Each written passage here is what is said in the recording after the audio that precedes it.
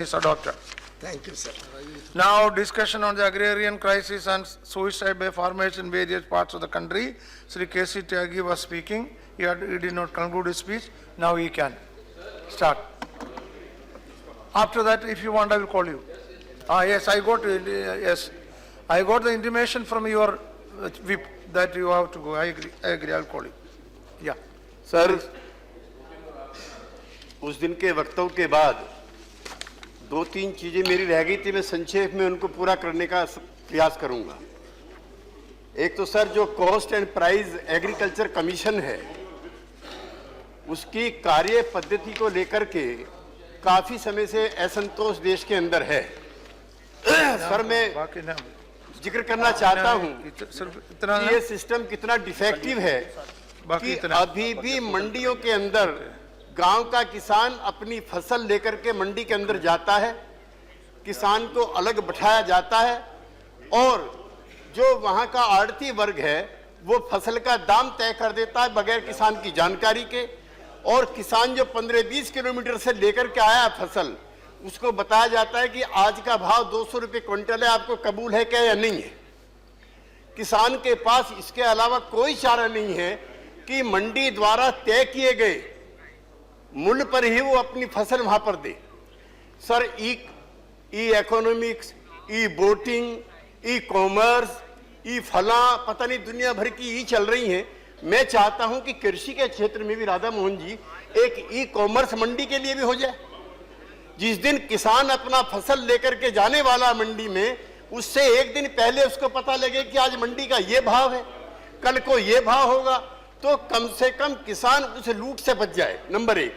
Number दो, CAPP खाली है काफी दिन से, कोई चीज नहीं छोड़ी। आपने सुरेश प्रभु जी बैठे थे अभी, इनके यहाँ रिकंस्ट्रक्टिंग बना दी आपने विवेक देवराय को लेकर के, जो कह रहे हैं कि पूरे देश की रेल जो है प्राइवेटाइज कर दीजिए। अभी आपने नीति आयोग कर दिया अपनी मर्जी का, यानी कि जिन चीजों में आपकी रुचि है कॉर्पोरेटाइजेशन के, वो आप करते हो। 8 महीने से आपका कॉस्ट एंड प्राइस कमीशन नहीं बना। और जो था पहले डॉक्टर गुलाटी, उधर के लोगों ने उसको तो बना रखा था चेयरमैन। उसने अपनी संतुति दी कि आने वाले समय में फसल के दाम नहीं बढ़ने चाहिए, इन्होंने उसको पद्मश्री दे दी। उसकी पद्मश्री वापस होनी चाहिए। उसकी रिकमेंडेशन है, क्या पद्मश्री इस बात के लिए दी गई है कि उसने रिकमेंडेशन की है कि आने वाले समय में किसानों की फसल के उचित दाम न बढ़े।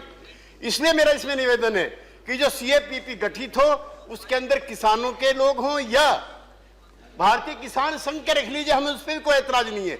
और कृषि वैज्ञानिक हो। सर, जो मंडी के सिस्टम के बारे में मैंने कहा, अब जो लागत मूल्य है ये महत्वपूर्ण है। मैं चाहूंगा आपका ध्यान, अध्यक्ष महोदय, आप भी रबड़ के किसान हैं। एक लागत मूल्य है, एक MSP है, एक लाभकारी मूल्य है, एक पैरिटी प्राइस है। किसान को कोई सी भी चीज नहीं मिल रही है। मैं उत्तर प्रदेश का जिक्र करना चाहूंगा। केंद्र की सरकार ने 220 रुपए गन्ने का दाम तय किया। उत्तर प्रदेश के जो चीन मिली मालिक हैं, उन्होंने मना कर दिया। मैं तारीफ करूंगा उत्तर प्रदेश की सरकार की, उसने सरकारी खजाने से 40 रुपए पर क्विंटल उत्तर प्रदेश के किसानों को देने का तय किया, जो देश की किसी सरकार ने नहीं किया। आखिर उसको लागत मूल्य भी जब नहीं मिलेगा, और फिर आप उसकी आत्महत्या के बारे में भी गंभीरता से चर्चा नहीं करेंगे। अब गेहूं का है, अब चावल का इन्होंने घोषणा की है, धान का। इनके यहाँ नवंबर में धान आएगा, दिसंबर में इन्होंने सिर्फ 50 रुपए उसमें बढ़ाए हैं। तो जो सिस्टम है cost and price valuation of the किसान, ये बोगस है, एंटी पुअर है, एंटी किसान है, प्रो मार्केट है। और उसमें भी आपने एक और चीज नहीं जोड़ दी, वो नाम ठीक करो, कि 25% से ज्यादा आप जो है प्रोक्योर करेंगे नहीं। शांता कुमार कमेटी की रिपोर्ट है, और हमारे मित्र नहीं है रामविलास जी यहाँ पर, उन्होंने सर्कुलर जारी कर दिया। तो मैंने बिहार सरकार से सर्कुलर लिया, जिसमें लिखा हुआ है कि आप अपने रिस्क पर 200 या 300 रुपए क्विंटल का जो बोनस देते हैं अपने रिस्क पर दीजिए। मैं बिहार सरकार की तारीफ करूंगा, जब कई सरकारों ने किसानों को राहत देने से मना कर दिया, वहां की किसान आज भी 200 रुपए 300 रुपए पर क्विंटल के हिसाब से किसानों को बोनस देने का काम कर रही है। सर, डॉक्टर स्वामीनाथन की जो रिपोर्ट है, वो दाम तय करने के लिए कहती है कि फसल की लागत, मांग और पूर्ति, घरेलू एवं विदेशी बाजार में कीमतों का रुख, इनको देकर के दाम तय किया जाना चाहिए। ये कोई चीज कभी कंसिडरेशन में नहीं आती है सर। अब सोना और हीरा व्यापारी, अब हमारे यहाँ यूपी बिहार में तो ये ना के बराबर ही है। हम कोई एक्यूजिंग फिंगर भी कहीं नहीं रखना चाहते। इनके 74,000 करोड़ रुपए माफ हुए सर, और किसानों की जो एमएसपी है उस पे 3% की बढ़ोतरी हुई है सर। आगरा के मेंटल हॉस्पिटल में, प्रोफेसर साहब मेरी बात की तायद करेंगे, वहां के रहने वाले हैं, एमपी रहे वहां से, 33% बढ़ोतरी हुई है जो मेंटल डिस्टरबेंस के केसेस हैं आगरा के मेंटल हॉस्पिटल में। इस ओलावृष्टि के बाद, इस ज्यादा बारिश होने के बाद वहां का जो डॉक्टर है उसकी रिपोर्ट आई है किसानों के बारे में। इस पर भी मैं अपनी चिंता व्यक्त करता हूं। और संसद में अभी बताया कि जो कृषि कर्ज है वो 440% बढ़ गया है। जो किसान कर्ज ले रहे हैं, और ये तो सरकारी कर्ज है। सरकारी कर्ज मिनिमम है, आपकी जानकारी के लिए, मेन कर्ज जो है वो साहूकारों का है, और 3 वर्षों में 5,83,000 करोड़ से बढ़कर के 8,11,290 करोड़ हो गया। कृषि मंत्री जी, अब जो है इसी के साथ साथ मैं चाहता हूं, और मैं किसी पार्टी की या राइट लेफ्ट या उसकी तरफ से नहीं बोलना चाहता, मैं किसानों की तरफ से कहना चाहता हूं कि क्या ऐसी संभावना हो सकती है कि कृषि के लिए कोई अलग बजट हो जाए, जैसे रेलवे के लिए है, क्योंकि इसमें सिंचाई है, इसमें फर्टिलाइजर है, इसमें कॉमर्स है, इसमें इंश्योरेंस है, इसमें नाबार्ड है। इतनी सारी संस्थाओं को ये सम्मिलित करता है, क्यों ना इस पर भी विचार किया जाए कि एग्रीकल्चर के लिए अलग बजट की व्यवस्था होनी चाहिए। और सर, ये कॉन्स्टिट्यूशन की कॉन्क्रीट लिस्ट में क्यों ना शामिल किया जाए। इतना बड़ा 52% से ज्यादा लोग तो अभी भी कृषि आधारित हैं, बावजूद इसके कि 13-14% लोगों की इसमें कमी आई है। और किसानों के लिए जो ब्याज है सर, मैंने अभी पढ़ा तो मुझे ताज्जुब हुआ। हुक्म की भी मैं चाहूंगा, आप वहां बैठते हैं, मर्सिडीज पर जो लोन है, मर्सिडीज पर लोन सस्ता है और ट्रैक्टर पे महंगा है। 14%। ये कोई एनडीए यूपीए का नहीं है, ये तो किसान की बात है।